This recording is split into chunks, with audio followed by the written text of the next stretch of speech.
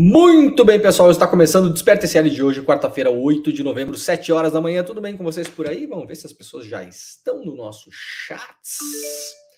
Muito bom dia a todo mundo que está chegando pelas nossas redes, né? Este programa vai estar ao vivo todos os dias, de segunda a sexta-feira, na verdade, todos os dias da semana, né? Das 7 às 8 horas da manhã, sempre horário de Brasília. Estamos aqui, claro, para ler as notícias do Brasil e do mundo e também para dar o contexto das notícias, porque afinal de contas, eu não sou uma Alexa, né? Vocês sabem disso, né? Quem está chegando por aí, vai, por gentileza, já deixando o seu like, ativando o sininho e sempre peço aqui, quem puder, por gentileza, também compartilhe este programa com as pessoas que vocês conhecem, né? Peguem o link, mandem no Zap Zap, mandem por e-mail, compartilhem nas redes sociais, faça este mínimo servicinho para que a gente possa crescer a nossa audiência cada vez mais por aqui, tá bom? Estamos ao vivo em todas as redes sociais, claro, fundamentalmente, principalmente também no YouTube, nos canais do ICL, no canal do Eduardo Moreira e no canal do Leandro Demore. Você pode acompanhar este programa em todos esses canais, mas também estamos ao vivo pela TVT, TV aberta em São Paulo e Grande São Paulo, TV Quirimurê na Bahia, bom dia pessoal da Bahia, Salvador e Grande Salvador, e também pela Rádio Brasil Atual. Estamos sim no radinho, este programa é também, claro, um programa radiofônico, né? Aliás, muitas pessoas nos ouvem como se fosse um programa de rádio, o que muito me alegra, porque eu sou uma pessoa apaixonada pelo rádio, tá bom? Olha, vamos lá então, pessoal, rapidamente dar um bom dia para todo mundo que já está no nosso chat aqui, o pessoal de Cumuruxatiba, extremo sul da Bahia, o Walter Kunze mora lá, muito legal, eu não conhecia esta cidade, gosto muito de conhecer cidades novas aqui todos os dias, né? Bom dia para São Paulo, capital, Itumbiara, Goiás, onde mais? Petrópolis, Pernambuco, Praia Grande, Camboriú, Santa Catarina, Balneário Camboriú, né? A Mariângela Rosseto está em Balneário Camboriú, Mariângela Rosseto, cuidado por aí, Maria, eu já tive problemas aí, hein, Mariângela? Ai, ai. Caxambu, sul de Minas Gerais. Estou em BH, diz aqui a Maria Conceição Rodrigues Moreira. Pessoal de Porto Alegre, Vila Real, Passo Fundo, Vitória. Onde mais? Onde mais? Caraguatatuba, Brasília, Amparo, São Paulo, Porto Alegre também nos acompanhando hoje pela manhã aqui, São José dos Campos, Tangará da Serra, essa eu já conheço. Tangará da Serra, onde mais, onde mais, onde mais? Cheguem no nosso chat e vão dizendo de onde vocês nos acompanham. Passo Fundo, Rio Grande do Sul, São Bernardo, no Maranhão. Onde mais, onde mais? Não consigo encontrar a reportagem sobre a Enel, diz o Diogo Romanov. Ontem eu publiquei, vou falar sobre ela daqui a pouquinho, tá? Ontem eu publiquei no site do ICL Notícias, então vamos lá para o caminho. Se o pessoal da nossa produção puder botar o link da reportagem também no chat, eu agradeço, tá, produção? É a reportagem que eu publiquei ontem sobre a treta que rola dentro da administração da Enel, empresa italiana, controlada pelo Estado italiano, que está num momento de guerra com um fundo inglês, mas barra Ilhas Cayman, tá? Eu vou explicar daqui a pouquinho de novo isso para as pessoas que não pegaram o programa de ontem, mas o link está lá no iclnoticias.com.br, iclnoticias.com.br. Está ainda na capa, ontem foi a matéria mais lida do site, né? Né? Tá ainda na capa lá do site, então vocês podem procurar, mas se o pessoal da produção puder colocar aqui no chat, né, já facilita a vida da nossa galera que está assistindo por aqui. Então tá, pessoal, muito obrigado, a galera tá nos vendo e nos ouvindo lá em Lisboa, também em Ottawa, no Japão, Goiás, sensacional, né? Sensacional. Este programa vai de Juiz de Fora até Ottawa, né? É mais ou menos isso. O Gimaoli Cavalcante está dizendo: estou caminhando e escutando você, Demore. Que legal. A Gimaoli, né? Na verdade, não o, né? Pela foto é a, me parece, tá? Desculpa, gente, que as fotos aqui são bem pequenininhas para a gente ver aqui, então muitas vezes não dá para sacar muito bem. Então tá, vamos lá então, gente. Muito bem. Carlos Antunes Feitosa, parabéns, Leandro, pela reportagem sobre o apagão em São Paulo. Muito legal, ficou boa, né, gente? Eu também gostei. Também vou me autoelogiar aqui de manhã, porque às vezes a gente faz uma coisa que a gente não gosta tanto assim, né? Mas tem que fazer, ou faz, ou o resultado não era aquele que a gente imaginava. Mas realmente essa matéria de ontem é uma análise, né, explicativa, na verdade, né? Não é necessariamente uma reportagem, né? Tem reportagem, claro, porque tem apuração, mas tem um tom mais de análise, mas também tem uma explicação, tá? Daqui a pouquinho a gente vai falar sobre isso aqui. Teve bastante repercussão ontem mesmo, então daqui a pouquinho a gente cai nesse assunto, tá bom? Vamos lá então, que tem bastante coisa pra gente ver hoje, né? Como todos os dias. Então vamos lá para o site do ICL Notícias. Para quem não sabe, o ICL Notícias agora tem um site para chamar de seu, iclnoticias.com.br. Vocês podem acessar este site e colocar na sua barra de favoritos. Então, crie o hábito, né, de todas as manhãs, quem tem o hábito matutino como eu, de ler notícias, né? Então você vai lá, vai entrar no UOL, UOL. Vai lá, tudo, G1, vai lá entrar no site da Folha, vai lá entrar no site da Al Jazeera para ver o que está rolando lá fora, né? Vai lá entrar no site da agência pública e tal, e vai indo, né? Vai indo. Então você coloca lá também o site iclnoticias.com.br. O ICL Notícias é o mais novo portal jornalístico da praça e tem uma grande, imensa vantagem. Não tem patrocínio. O que significa isso, Leandro? Por que não tem patrocínio? Como assim? Não entendi. Primeiro, se não tem patrocínio, a gente não precisa agradar patrocinador, né? Todo site que tem patrocínio precisa pensar no patrocinador. É inevitável. Várias empresas jornalísticas vão dizer para você que não, né? Nas redações até tem uma coisa que se fala, né, há muito tempo, né, que existe uma separação entre Estado e igreja, né? O que é isso? A separação entre a publicidade e o jornalismo. Não é assim que funciona de fato. Mas eu estou dizendo que os jornalistas eles não vão fazer matérias porque a Vivo patrocina a Folha ou sei lá o quê, né? Não, os jornalistas da redação, principalmente os repórteres, né, a galera que está ali batendo marreta mesmo, essa galera vai fazer matéria e vai atrás e pronto. Mas é claro que existem limitações. As pessoas não são 100% independentes nesses lugares, tá? Isso é um fato, né? Aqui no ICL a coisa roda diferente. Não tem patrocínio. E qual a outra grande vantagem? Você entra no site do ICL Notícias, olha aqui, por exemplo, agora, olha essa notícia que a gente vai ler aqui, ó. Eu vou rodar ela para baixo para vocês verem aqui, ó. Não tem nenhum banner enchendo o seu saquinho, né? Só este aqui, que é o documentário que o ICL lançará no dia 12 de novembro, né? Mas vejam só, é o único, né? Não é igual aqueles sites que você entra e fica com medo de pegar dengue, né? Tem site que a pessoa entra dá medo de pegar dengue. Eu tenho medo de encostar no computador às vezes. Você não sabe mais onde está a notícia, né? Tem tanto banner, né? Parece assim o que parece? Não sei. Parece uma banca de rua de venda de Badulac, né?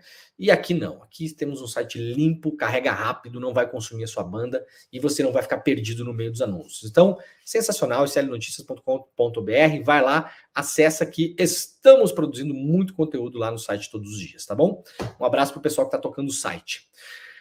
Vamos lá, gente, então. Saída de brasileiros da faixa de Gaza é adiada e deve acontecer somente amanhã. Os brasileiros que atualmente aguardam repatriação nas cidades de Rafah e Khan Yunis deverão deixar a faixa de Gaza somente nesta quinta-feira. Anteriormente, a previsão era que o grupo cruzasse hoje, quarta, a fronteira com o Egito. O Itamaraty, no entanto, ainda não confirma a data de partida. Os responsáveis dos países envolvidos na evacuação avisaram as nossas embaixadas que a saída será realizada na quinta-feira e não hoje. Tudo o que foi programado para hoje fica, então, para amanhã, disse um dos brasileiros, né? O Alarjamani Ahmed, que está junto com 17 brasileiros em Rafah. O esquema de repatriação do grupo prevê auxílio desde a faixa de Gaza, desde a saída, né? Com equipes de apoio e um ônibus de prontidão. Esse ônibus já está de prontidão lá desde a primeira semana do início desses novos conflitos. Obviamente proporcionado pelo governo brasileiro, né? Tem uma comitiva lá no Egito esperando a saída desses brasileiros de Gaza. O Itamaraty já tem providenciado medicamentos e também alimentação. Após cruzarem a fronteira, os brasileiros seguirão até o aeroporto do Cairo, onde vão embarcar em um avião da Força Aérea Brasileira. A aeronave atualmente já se encontra na capital do Egito. Das 34 pessoas que aguardam a repatriação, 24 são brasileiros e brasileiras e 7 são palestinos e palestinas com o registro nacional migratório feito no Brasil. São parentes, né, de pessoas, né, dos brasileiros natos, né, que estão lá também, que desejam sair. Outros 3 integrantes são palestinos. O grupo é formado por 18 crianças 10 mulheres e 6 homens. Isso aqui é uma fotografia do que acontece em Gaza no geral, né? Isso aqui não é uma exceção. A população de Gaza ela é essencialmente jovem, composta por mulheres e por muitas crianças, né? Por quê? Porque os homens, no geral, não sobrevivem. Simples, né? É uma região que está quase 20 anos cercada e está aí, durante esse tempo todo, sendo sistematicamente bombardeada. Então, o que sobra, infelizmente, é esse perfil demográfico, né? No grupo de brasileiros, 18, a maioria são crianças, né? Quase metade. 10 mulheres, mais da metade, na verdade. 10 mulheres e 6 homens. Divulgada hoje, a 6ª lista de estrangeiros autorizados à sair de Gaza inclui as seguintes nacionalidades: Alemanha, Canadá, Estados Unidos, Filipinas, Romênia e Ucrânia. Olha, quando começou essa abertura gradual de fronteira, lembrando que quem controla esta fronteira é Israel, tenho falado isso todos os dias aqui, vou repetir todos os dias até que as pessoas aprendam. Israel, tá bom?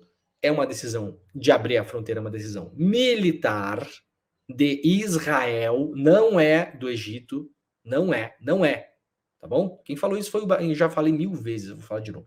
Quem falou isso para o CL Notícias foi o embaixador brasileiro em Israel. Então isso é uma informação oficial, tá bom? Foi falado ao vivo em entrevista aqui, para todo mundo ouvir. Então não é o que eu acho, não é o que eu acho, é o que é. A fronteira é aberta ou permanece fechada por Israel, por uma autorização militar.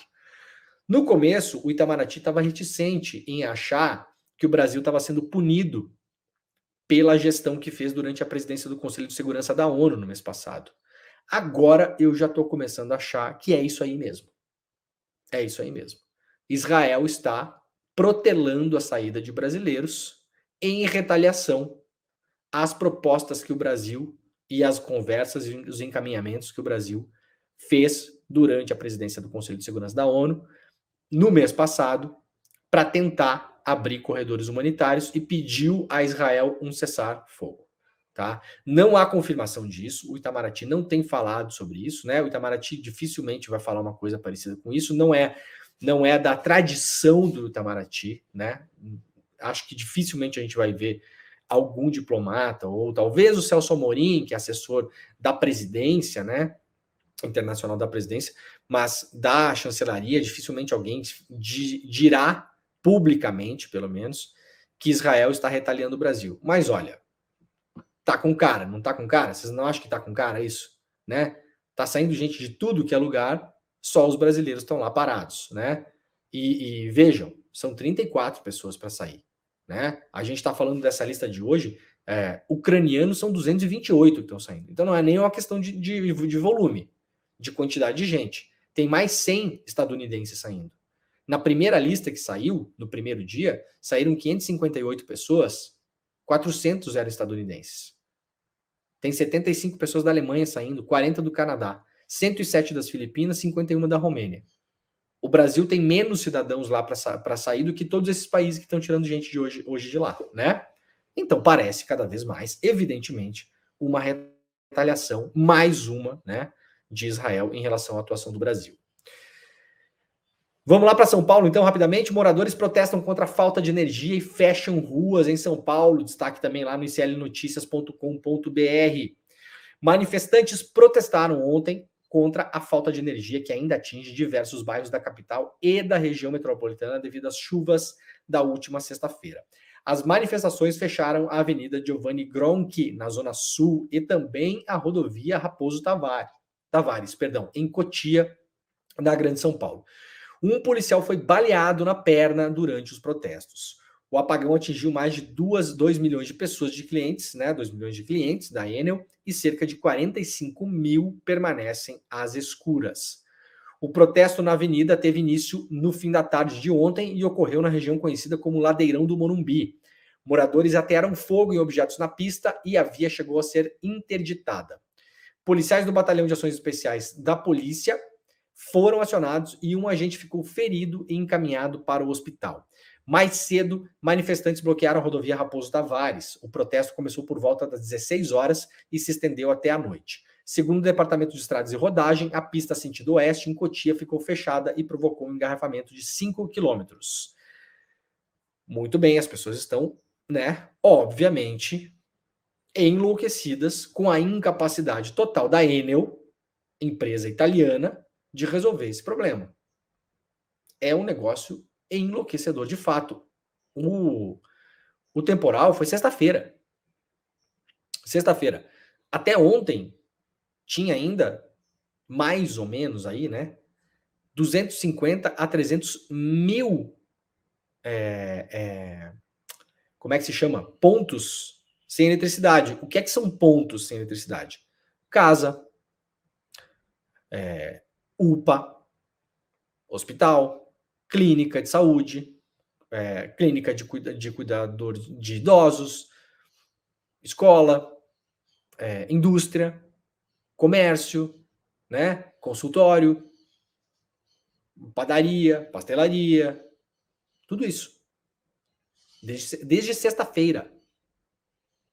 É um negócio absurdamente escandaloso. Imaginem como diz o Chico Alves, que é o editor-chefe do iclnoticias.com.br, escreveu até uma coluna sobre isso. Imaginem se uma empresa pública estivesse deixando as pessoas durante 5 dias sem luz em São Paulo. Né? O tamanho do escândalo que seria. Mas como não é, né? Hoje de manhã, até lá na capa do G1 e na capa da Folha, tinha 2 matérias diferentes, mas iguais, né? As matérias eram assim, porque há um grande debate há anos em São Paulo em relação a enterrar a fiação.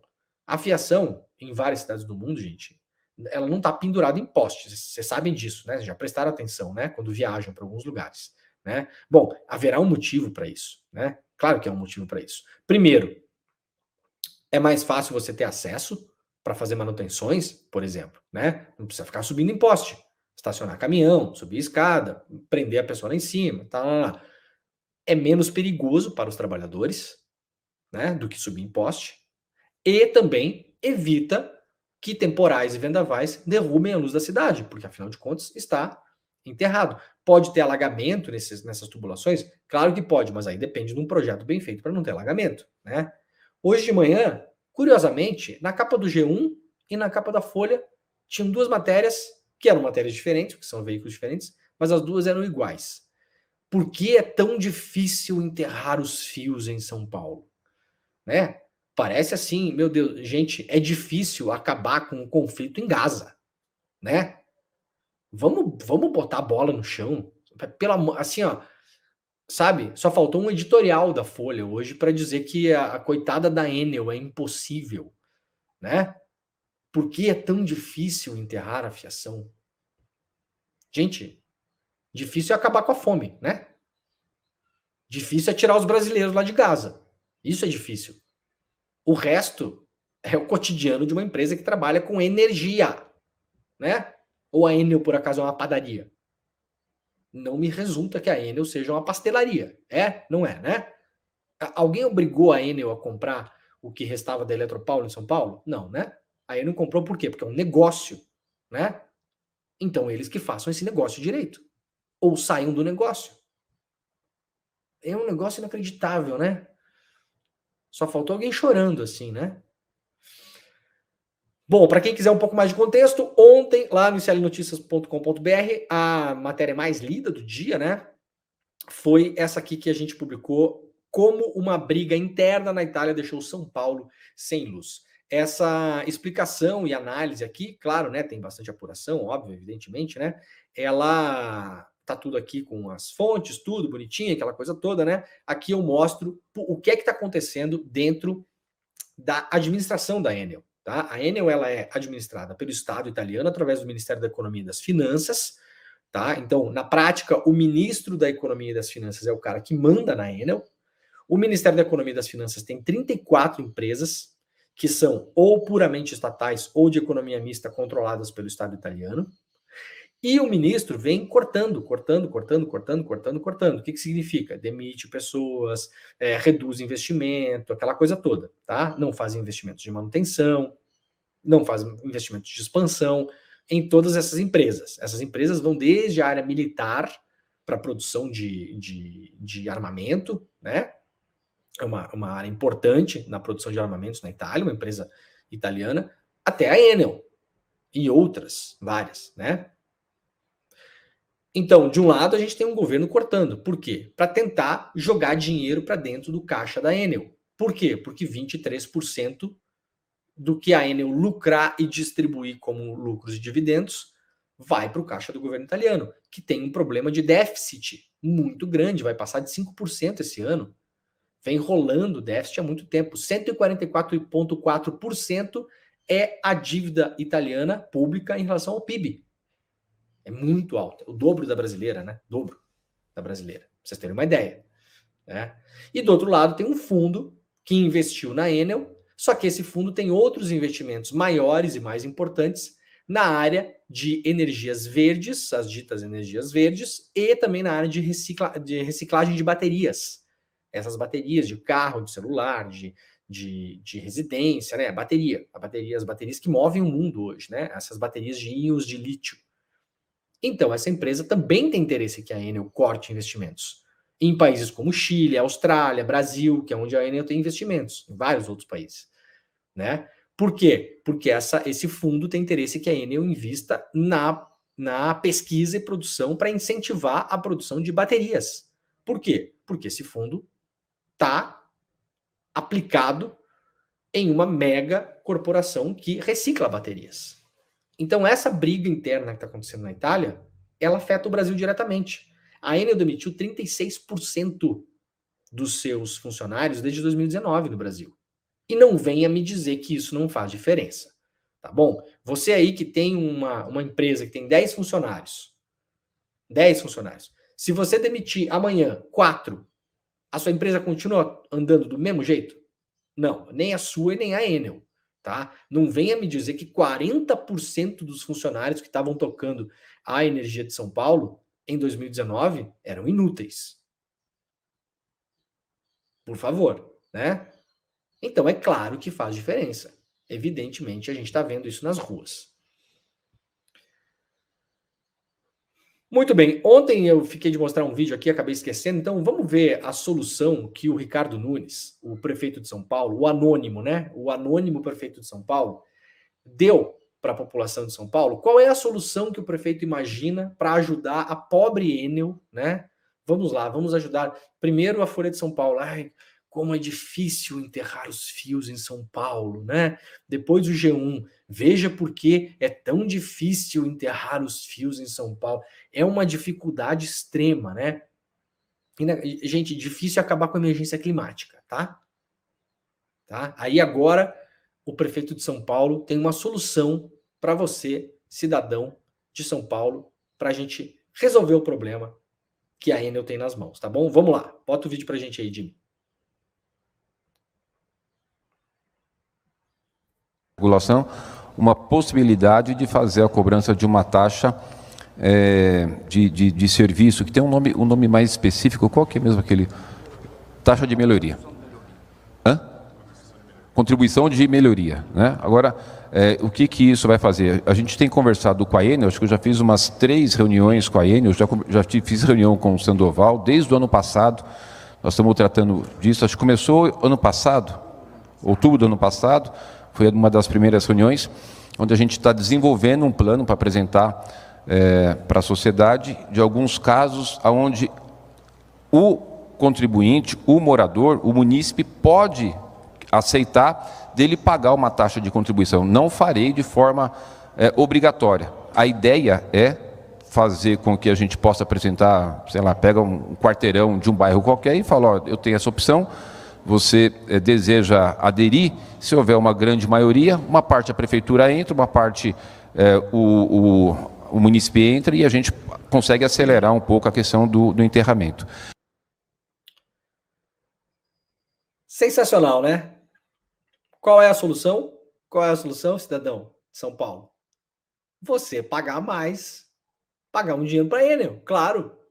Claro, isso aqui é o exemplo mais bem acabado, né, do pensamento de vários capitalistas, como é o anônimo prefeito de São Paulo, né? É assim, privatizar os lucros é um clássico, né? Essa frase é um clássico. Vamos privatizar os lucros e socializar os prejuízos. Então é assim, a Enel vai lá, ela compra o que restava da Eletropaulo, né? Enxuga a estrutura, ou seja, aumenta os lucros absurdamente, leva uma boa parte desse dinheiro para a Itália, esse dinheiro sequer fica aqui, né? Esse dinheiro vai embora, vocês sabem disso, né? Quem achou legal a privatização, vocês sabem disso? Que esse dinheiro não fica no Brasil. Ele não fica gerando valor, como o pessoal gosta de falar aqui, né? Tá gerando valor lá, tá produzindo pizza lá na Itália. O pizzaiolo lá de Roma fica feliz, porque esse dinheiro chega lá, vai parar no bolso de alguém e a pessoa come uma pizza na Itália, não em São Paulo. Vocês sabem disso, né? Demite um monte de gente. E aí, quando dá um problema, qual a solução? Vem cá, cidadão, vamos botar um dinheirinho na mão da Enel, coitada. Gente, vocês sabem em que posição tá a Enel na lista das empresas que mais faturam no mundo? Prefeito de São Paulo, Ricardo Nunes. O senhor já abriu a lista produzida pela revista Forbes todos os anos, que mostra as empresas que mais faturam no mundo? Eu imagino que não, né? Eu imagino que não.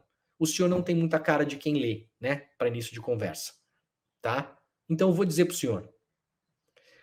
A Enel está na posição, no último ranking que saiu no ano passado, posição 59. Ela é a 59ª empresa que mais fatura no planeta. No planeta. Eu não estou dizendo que ela é a 59ª empresa que mais fatura na Itália, o que já seria bastante coisa, né? A Itália tem empresas gigantescas ainda, né? É um país em processo de desindustrialização há um bom tempo, já não é mais a Itália que era dos anos 70 e 80, mas ainda é uma potência industrial. A Enel não é a 59ª empresa que mais fatura na Itália, ela é a 59ª empresa que mais fatura no mundo. E o prefeito de São Paulo tem a cara de pau de dizer que o cidadão de São Paulo tem que botar dinheiro nessa empresa, uma empresa privada que escolheu por vontade própria entrar no mercado de energia e não o fez para beneficiar ninguém, a não ser a si própria. E agora que tem um primeiro problema grave, vem essa história. Olha, por favor, viu, Ricardo Nunes, o senhor, eu não diria nem que é cara de pau, isso aqui é outra coisa, né? Isso aqui tem cara de ser outra coisa.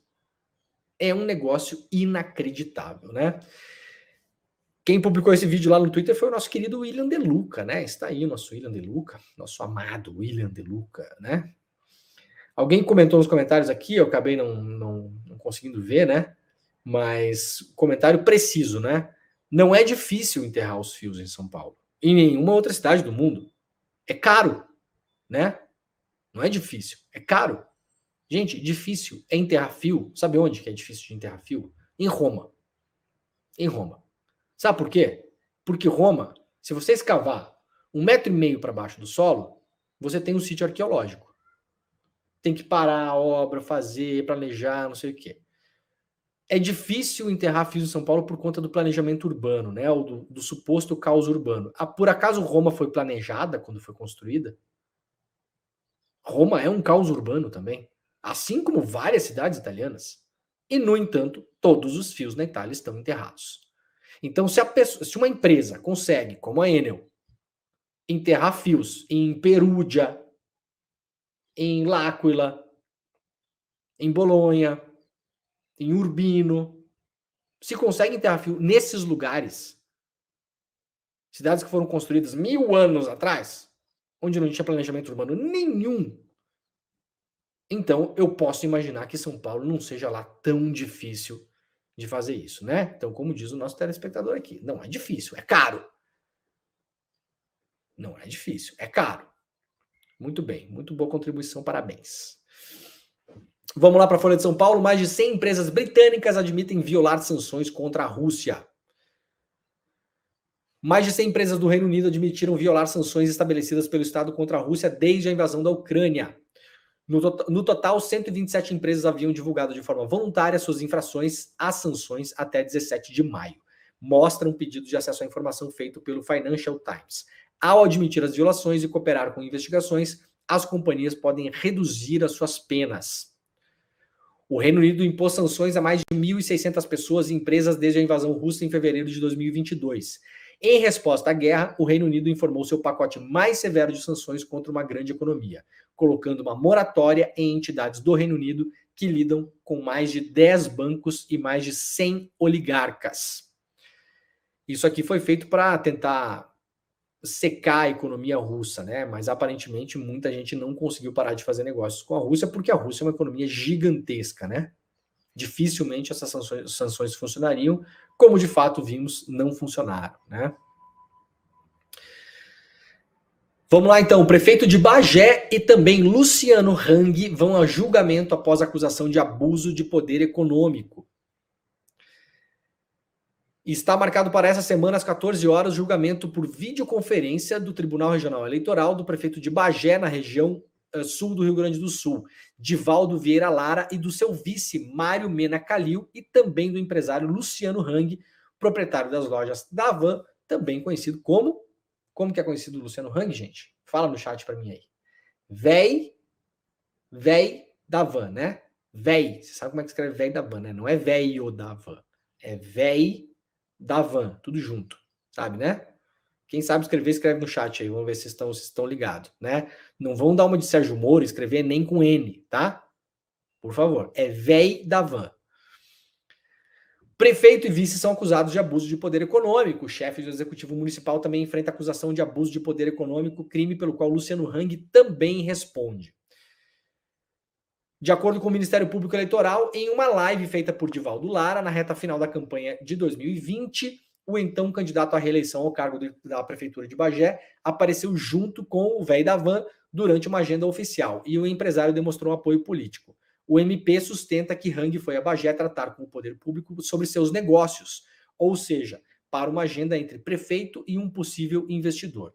Por isso, o MP entende que houve abuso da função pública por parte do prefeito e do seu vice, bem como abuso da posição de investidor por parte do empresário, que transformaram uma reunião que seria lícita e salutar em um instrumento de intervenção na normalidade do pleito. Diz aqui o Ministério Público. Na medida em que o empresário chega à cidade para tratar da licença do seu empreendimento e já pede um adesivo de campanha do prefeito, que disputava a reeleição, sendo que o prefeito candidato veiculou o encontro em transmissão ao vivo em sua página no Facebook. Essa é a grande questão, né? Ou seja, véi da Van foi para lá para fazer o seu tradicional lobby, para montar mais uma loja, né? Eu tô para esperar a hora que essa pirâmide vai cair, tá, gente? Quando acontecer, a gente vai voltar aqui para conversar sobre isso, tá? O velho da Van, ele vai alavancando uma loja na outra, né? Vai, né? Eu queria dar uma olhada nas contas dessa empresa, hein? Muito curioso para saber como é que rola esse negócio ali dentro, né? E aí, Luciano Hang foi lá e fez campanha para o prefeito, né? Foi lá, fez campanha para o prefeito para ganhar as suas benesses, né? Porque geralmente ou ele ganha um terreno, ou ele compra um terreno, mas fica 1000 anos sem pagar imposto ABC, né? A Van vai se instalando desse jeito, né?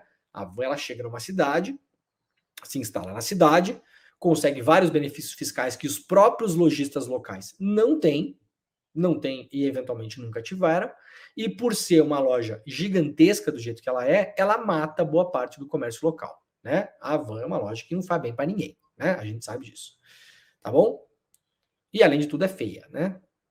E feiura nesse programa a gente não perdoa. Vamos lá para o jornal o Globo. Serviço de inteligência identifica 1000 membros de facção brasileira atuando em Portugal. Um relatório do Serviço de Inteligência e Segurança de Portugal aponta que cerca de 1000 membros de uma facção criminosa brasileira com origem no estado de São Paulo, PCC, tá, gente? PCC. Eu não sou a favor desse negócio da imprensa de não dar o nome para as coisas, tá? O nome da facção é PCC, ela existe, você não falar o nome não vai mudar nada na vida de ninguém, a não ser deixar as pessoas menos informadas, né? Então, o Serviço de Inteligência de Portugal identificou que o PCC tem cerca de 1000 pessoas residindo em Portugal. O documento foi obtido pelo canal de televisão CNN Portugal e divulgado na tarde da segunda-feira. O relatório foi apresentado pelo SIS, né, esse Serviço de Inteligência Português, em 2 reuniões com autoridades locais. Cerca de 20 membros da facção estariam neste momento detidos em prisões portuguesas. Em geral, eles cumprem sentenças por crimes ligados ao tráfico de drogas. Segundo a CNN Portugal, a maior parte dos membros da organização criminosa brasileira concentram-se na margem do sul do rio Tejo, importante no tráfico de drogas, sobretudo na rota de cocaína que chega ao continente europeu. Em Portugal, o PCC atua no controle do desembarque e distribuição da droga, que segue para outros países europeus via terrestre. O porto de Sinés e também o porto de Lisboa estariam entre as principais portas de entrada da cocaína em Portugal, diz ainda o documento obtido pelo canal de televisão português. Gente, o PCC é o grande distribuidor de cocaína do mundo hoje, né? Pelo menos para a Europa, tá? O PCC é o garantidor da compra que acontece na América do Sul pelos cartéis que atuam na Europa. Então, você tem um cartel europeu lá, seja francês, italiano, seja na Suécia. Na Suécia agora está tendo bizarramente uma quantidade absurda de mortes em relação ao tráfico de drogas, sabiam? É uma coisa bem esquisita, né? Super atípica, o país está em pânico. Uma facção de curdos que atuam no país. E aí, essas facções europeias querem comprar cocaína. Elas fazem contato com o PCC faz o contato com os produtores de cocaína nos países andinos, e o PCC garante que a grana que foi paga pelo cartel da Europa vai, né, comprar de fato, e essa cocaína será entregue. Então o PCC também organiza essa parte da logística. É a grande, digamos assim, especialização do PCC hoje, é essa logística da cocaína para a Europa principalmente, mas não só, né? E aí tradicionalmente usa portos da Europa. Já usou muitos portos da Itália, da Holanda, da França, do Reino Unido, e agora, aparentemente, abriu uma frente super importante em Portugal. Obviamente, isso não deve ter começado ontem, né? Só agora que a investigação portuguesa chegou, né? Vamos lá para a notícia de meio ambiente. El Niño deve durar ao menos até abril de 2024. O fenômeno climático El Niño deve durar ao menos até abril de 2024, de acordo com a última atualização divulgada pela Organização Meteorológica Mundial nesta quarta-feira, portanto, ontem. Portanto, hoje, né, Leandro? Segundo a agência da ONU, o fenômeno se desenvolveu rapidamente em 2023 e pode atingir seu pico no primeiro semestre do ano que vem. Caracterizado pelo aquecimento das águas do Oceano Pacífico, o El Niño acontece com frequência de 2 a 7 anos. Sua duração média é de 12 meses, gerando um impacto direto no aumento da temperatura global. Isso é uma péssima notícia para muita gente, inclusive para nós brasileiros, né? Porque o El Niño tem sido o responsável pelas grandes inundações que a gente viu no Brasil hoje, no Brasil esse ano, principalmente no sul do país, né? Eu achei que as coisas iam melhorar até o final do ano, mas aparentemente ainda até o primeiro semestre do ano que vem teremos problemas, então fiquem atentos porque a coisa pode engrossar por conta dessa previsão de que o El Niño deve durar até mais ou menos abril do ano que vem. Derretimento das geleiras da Groenlândia é risco dramático para o planeta, aponta estudo. Matéria publicada hoje lá pelo jornal O Globo. Cientistas acreditam que as geleiras do norte da Groenlândia estavam estáveis, mas um novo estudo publicado na terça-feira mostrou que as plataformas de gelo da região perderam mais de 1/3 do seu volume nos últimos 50 anos. A área tem gelo suficiente para elevar o nível do mar em mais de 2 metros. Os pesquisadores analisaram milhares de imagens de satélite e modelos climáticos. O estudo publicado na Nature Communications revelou que, desde 1978, devido ao aumento das temperaturas, as plataformas de gelo no norte da Groenlândia perderam mais de 35% do seu volume total. Se o cenário continuar, as consequências para o planeta podem ser, diz aqui o estudo, dramáticas. No passado, as geleiras dessa região foram consideradas estáveis pelos cientistas, ao contrário de outras partes da camada de gelo da Groenlândia, que começou a se fragilizar em meados da década de 80. As plataformas de gelo são parte de uma forma de geleira que flutuam sobre a água. No norte da Groenlândia, 3 delas entraram em colapso e das 5 principais que seguem, houve um aumento generalizado na quantidade de massa perdida, principalmente devido ao aquecimento dos mares. Segundo os pesquisadores, uma das plataformas chamada Stinsby encolheu para apenas 34% da sua área anterior entre 2000 e 2013, ou seja, perdeu quase 2/3, né? 2/3 praticamente da sua área em 13 anos, em uma década. É assustador, né? A gente tem feito uma cobertura intensa aqui de emergência climática, né, gente? Vamos lá para o site G1. Em conferência presidida por Macron, Celso Amorim vai reforçar a posição do Brasil sobre o conflito em Gaza. O chefe da assessoria especial do presidente Lula, o ex-ministro Celso Amorim, reforçará a posição do Brasil sobre o conflito armado em Gaza em uma conferência coordenada pelo presidente da França, Emmanuel Macron, em Paris. Na França, Amorim vai reforçar a posição do Brasil de que é preciso fornecer ajuda humanitária para os civis em Gaza, com a abertura de corredores humanitários para a chegada de itens básicos para a população civil, além da posição do Brasil pela busca de uma solução para o conflito. Então tá aí, o Brasil segue na mesma posição que está desde a primeira semana desse conflito. Cessar fogo e abertura de corredores humanitários. Será que é por isso que os brasileiros não estão sendo autorizados a deixar Gaza por Israel? Será que é por isso? Pensemos juntos aí, né?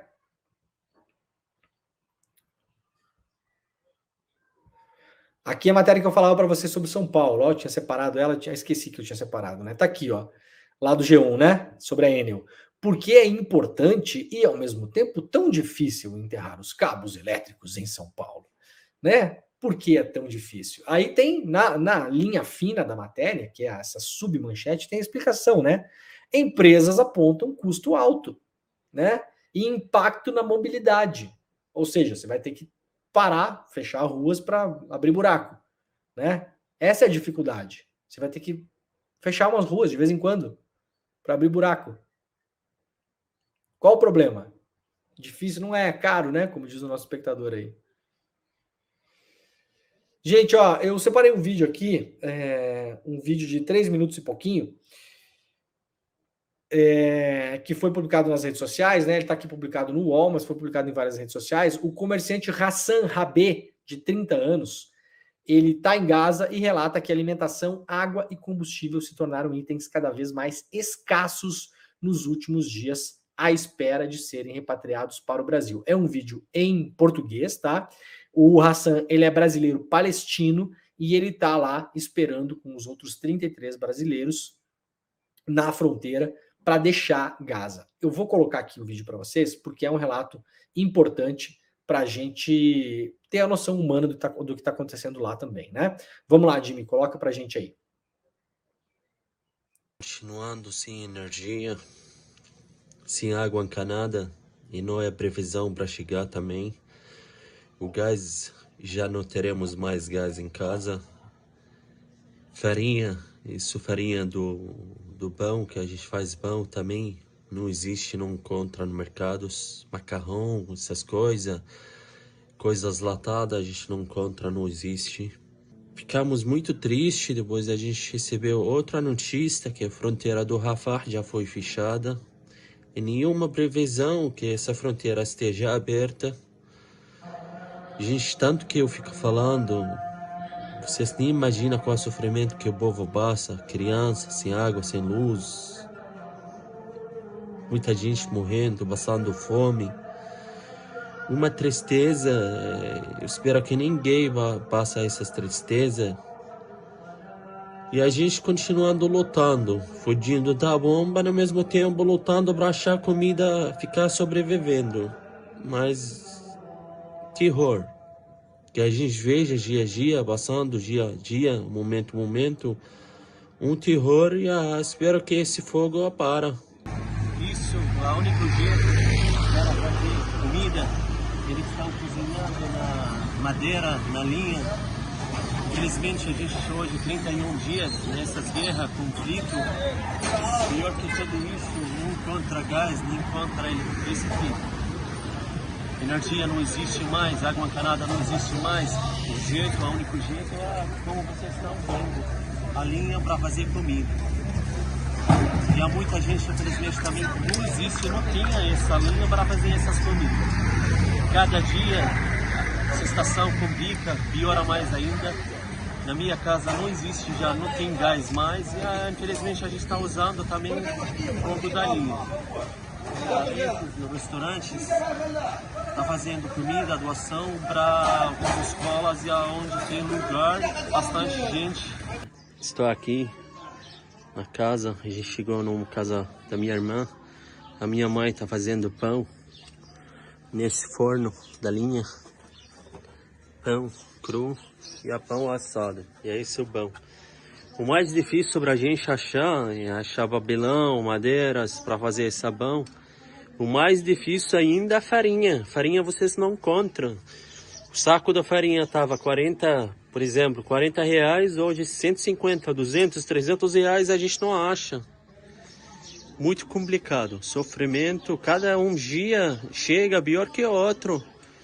A água, a gente já não tem água encanada, nem água mineral. Água mineral a gente não encontra agora de jeito nenhum. A gente está tomando água encanada. Só teremos para poucos dias. Energia, hoje 31 dias, a gente sem energia. O mais difícil agora é encontrar alimentação. Isso é quase impossível. Além da guerra, do bombardeio e do sofrimento do bombardeio, outro sofrimento da comida.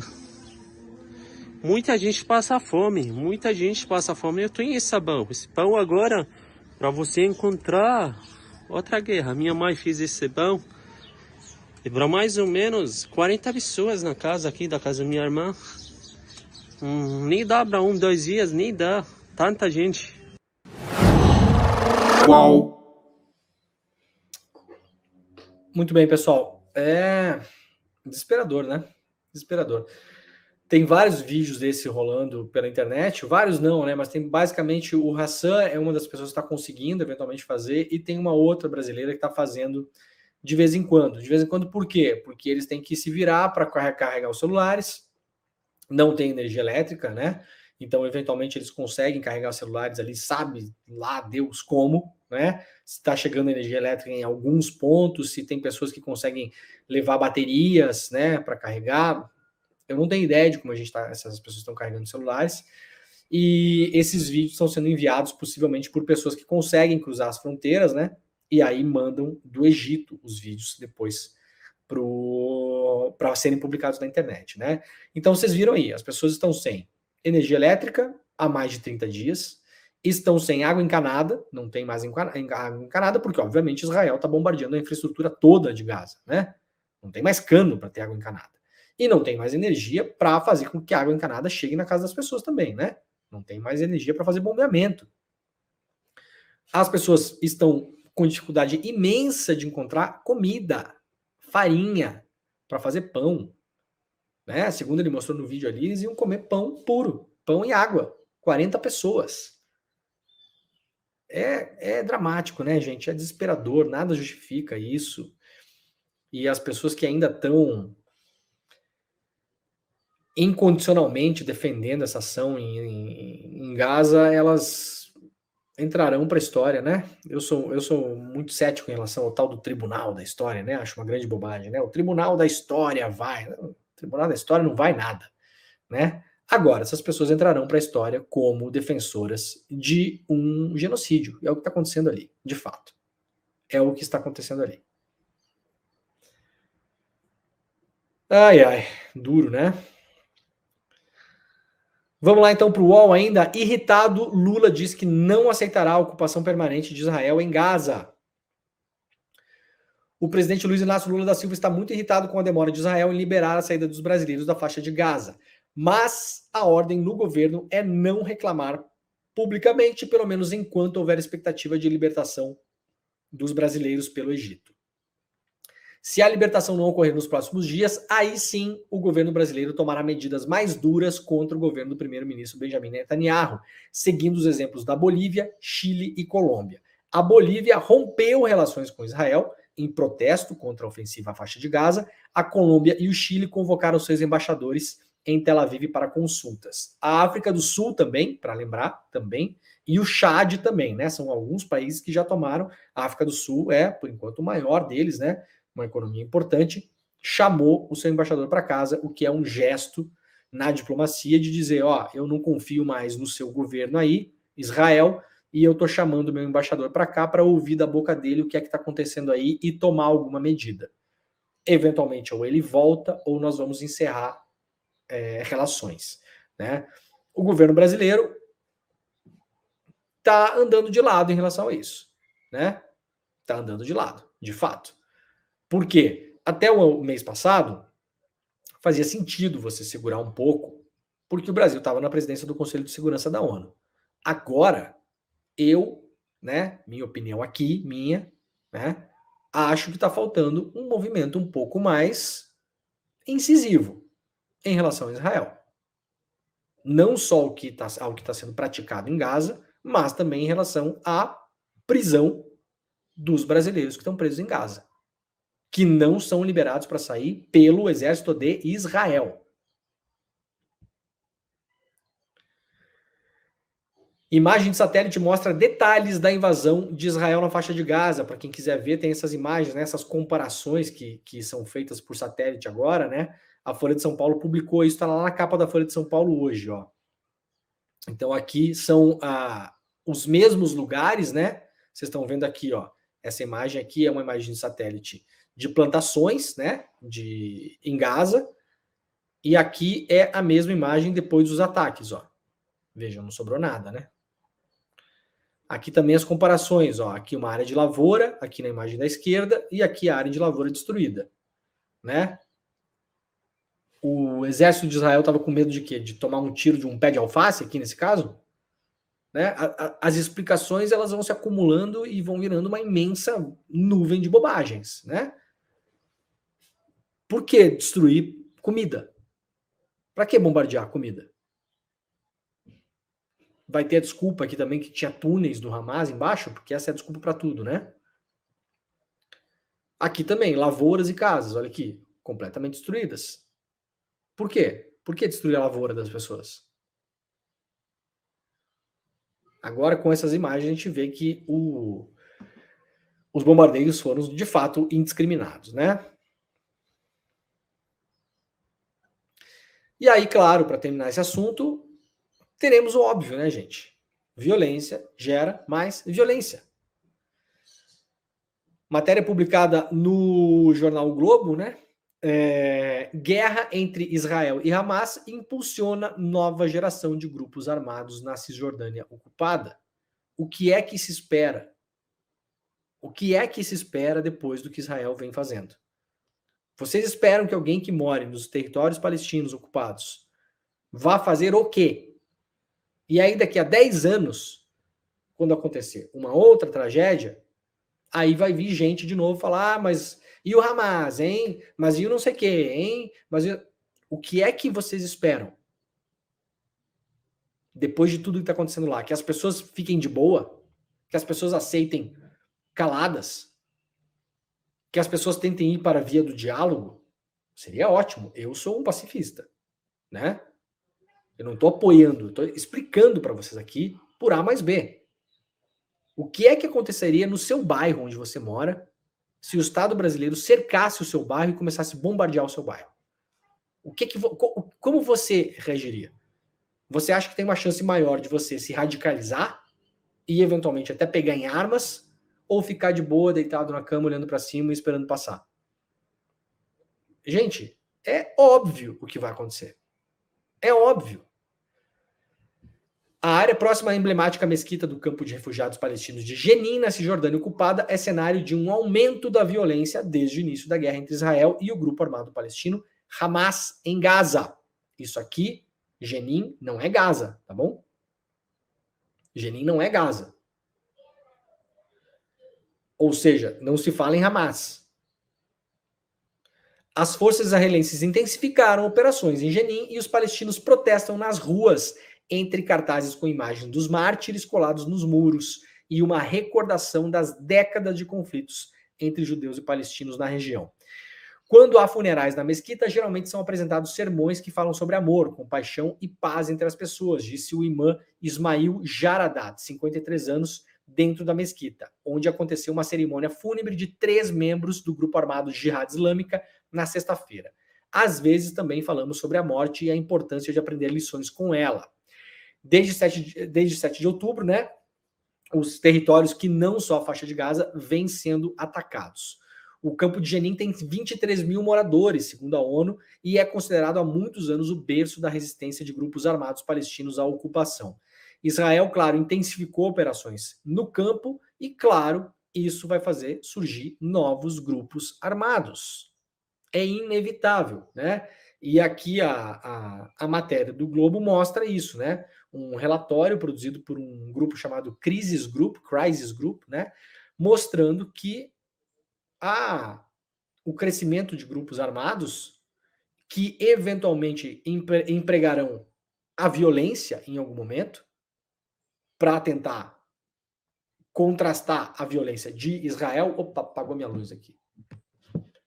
Estamos que nem aqui, ó. Ih, será que a Enel tá tocando o programa aqui, gente? Peraí que eu vou ligar. Aqui, ó, Ricardo Nunes. Aqui não é tão difícil assim, tá? Ó, pronto, que já vamos ligar de volta. Pronto, viu? Aqui não tá muito difícil não enterrar fio não, viu, Ricardo Nunes? Ai, piada pronta, né? Então é isso, gente. É claro que a violência na região vai aumentar, não tem jeito não, né? Bom, olha aqui, notícia rápida antes da gente terminar o programa. O STF condenou mais 5 réus envolvidos nos atos do 8 de janeiro, né? Então, seguem aí as condenações do STF em relação à tentativa de golpe de Estado que nós vimos em Brasília em janeiro deste ano. Olha, pessoal que nos acompanha pela TVT, muito obrigado. TV Quirimurê e também Rádio Brasil Atual, nós estamos desmanchando a nossa rede e voltaremos amanhã às 7 horas da manhã ao vivo, tá bom? Obrigado, gente. Até mais. E ó, para quem ficou por aí até agora, gente, muito obrigado mesmo de coração. Está começando o ICL Notícias, primeira edição. Você acompanha os melhores analistas, as melhores análises, os melhores comentaristas, notícias do Brasil, do mundo. Claro, vai ter mais sobre o apagão em São Paulo, vai ter mais sobre o conflito na Palestina e muito mais coisas, né? Depois nós temos programação do ICL ao vivo todos os dias. Atenção, atenção. Você que está aí meio dormindo, meio babando, tá? Acorda. Das 7 da manhã até as 11h30 da manhã. Tem CL ao vivo o tempo todo nesse mesmo link aqui, tá bom? Então fiquem por aí, que daqui a pouquinho está começando o ICL Notícias primeira edição. Nós voltaremos amanhã às 7 horas da manhã, horário de Brasília, ao vivo para o Brasil e para o mundo. Por que não? Porque é verdade, tá bom? Quarta-feira, 8 de novembro, 7h59 da manhã. Este foi o Desperta ICL. Um beijo para todo mundo e tchau. Você já percebeu como é grande o esforço da direita e da extrema-direita para criminalizar o MST? Você já parou para pensar por que eles querem tanto atingir esse movimento? Atacar esse movimento? Pois é, contra tudo e todos do grande capital, a gente resolveu revelar a verdade sobre o MST. Você tem interesse em conhecer essa verdade?